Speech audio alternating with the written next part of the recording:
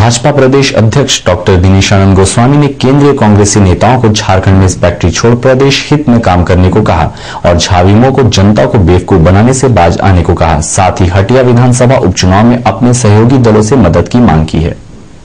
भाजपा प्रदेश अध्यक्ष डॉक्टर दिनेशानंद गोस्वामी ने बिष्टुपुर स्थित एक होटल में संवाददाता सम्मेलन किया। उन्होंने केंद्र सरकार को आड़े हाथ लेते हुए कहा कि भाजपा 7 वर्षों से झारखंड को विशेष राज्य का दर्जा देने की मांग करता आ रहा है। 6 माह से केंद्र सरकार के पास विशेष राज्य का दर्जा के लिए आवाज उठा रहा है। केंद्र सरकार की उपेक्षा के कारण राष्ट्रीय राजमार्ग की दुर्दशा हो रही है। सड़क मरम्मत के लिए वर्ष के अंत में योजना स्वीकृत किए जाते हैं, साथ ही अंतिम समय में धन उपलब्ध कराए जाते हैं। उन्होंने बताया कि केंद्रीय कांग्रेसी नेता सुबोधकांत सहाय और श्री प्रकाश जायसवाल झारखंड में एक इंस्पेक्टर की तरह आते हैं। वे बताते हैं कि यूपीए की 7.5 वर्ष के कार्यकाल में झारखंड के लिए क्या किया है। वे इस फैक्ट्री छोड़ राज्य के हित में काम करे। उन्होंने जेवीएम को आड़े हाथ लेते हुए कहा कि सांसद में झाविमो के नेताओं को भ्रष्टाचार नहीं दिखता है।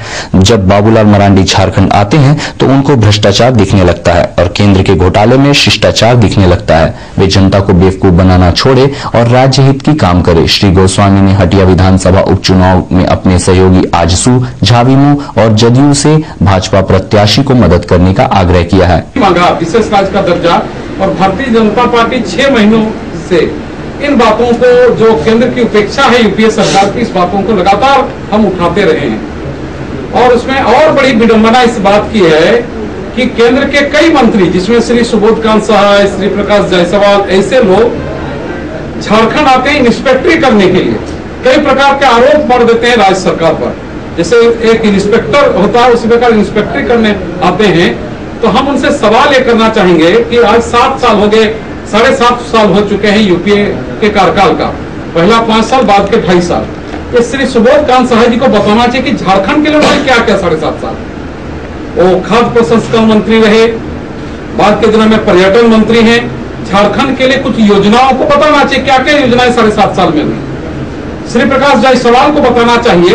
अब कोयला मंत्री हैं, एक मेडिकल कॉलेज, एक इंजीनियरिंग कॉलेज कोयला क्षेत्र में हो। हमारे यहाँ पर्यावरण प्रदूषित होने के कारण लोग बीमार होते हैं, सड़कें बदहाल होती है, तो राज्य सरकार को रिपेयरिंग करना पड़ता है।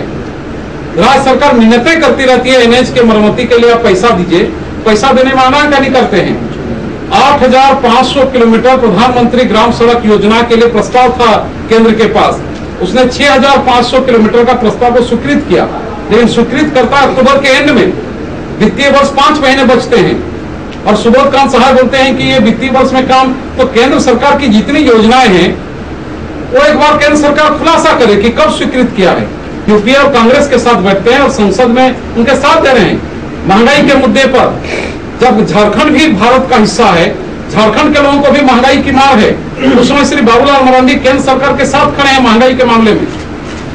वहां पर दिल्ली के संसद में उन्हें 2G स्पेक्ट्रम का घोटाला नहीं लगता। राष्ट्रमंडल खेल का भ्रष्टाचार श्री बाबूलाल मरांडी और जेवीएम को भ्रष्टाचार नहीं लगता, लेकिन झारखंड जब आते हैं तो उनको भ्रष्टाचार याद आता है झारखंड की धरती पर, और वहां पर बेचैनी महसूस होती है। तो 1,76,000 करोड़ का घोटाला 2G स्पेक्ट्रम का, क्या वो घोटाला नहीं है? 70,000 करोड़ का राष्ट्रमंडल खेल का जो भ्रष्टाचार है, वो क्या बाबूलाल जी के लिए शिष्टाचार है? इन सवालों को झारखंड विकास मोर्चा को देना चाहिए। वो समर्थन कर रहे हैं सरकार का। हमने अपने सभी सहयोगी दलों से हम अपील करते हैं, जो सरकार में शामिल सभी सहयोगी दल हैं, कि प्रदेश का राजहित को ध्यान में रखते हुए इस चुनाव में भारतीय जनता पार्टी के प्रत्याशी को हटिया चुनाव में मदद करे।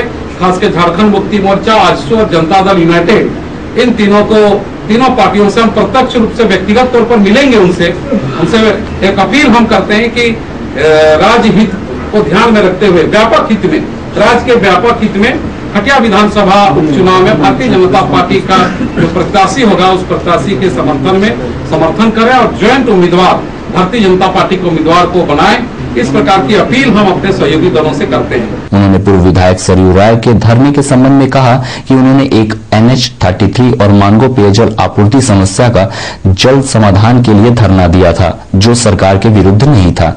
है, कोई MLA है, कोई MP है, राय जी भी जनप्रतिनिधि होने के नाते कई प्रकार जो जनता की समस्याएं हैं जल्दी निदान करने के जनता का दबाव रहता है। तो राय जी धरना दिए हैं, लेकिन सरकार के खिलाफ उन्होंने नहीं दिया है। उनका धरना का विषय था, जनता का दबाव था कि जल्दी NH बने, पेयजल की बातें और भी कई जन समस्याएं थी। तो जनप्रतिनिधि ने कोई राज्य सरकार के खिलाफ उन्होंने धरना नहीं दिया है, पहले भी वो आंदोलन किए हैं, कोई राज्य सरकार के खिलाफ नहीं, समस्याओं का जल्दी निदान हो इसके लिए हमारे जनप्रतिनिधि दबाव भी देते हैं, बात भी करते हैं। इसलिए उसको इस प्रकार उसको नहीं देखा जाए कि राज्य सरकार के खिलाफ धरना है।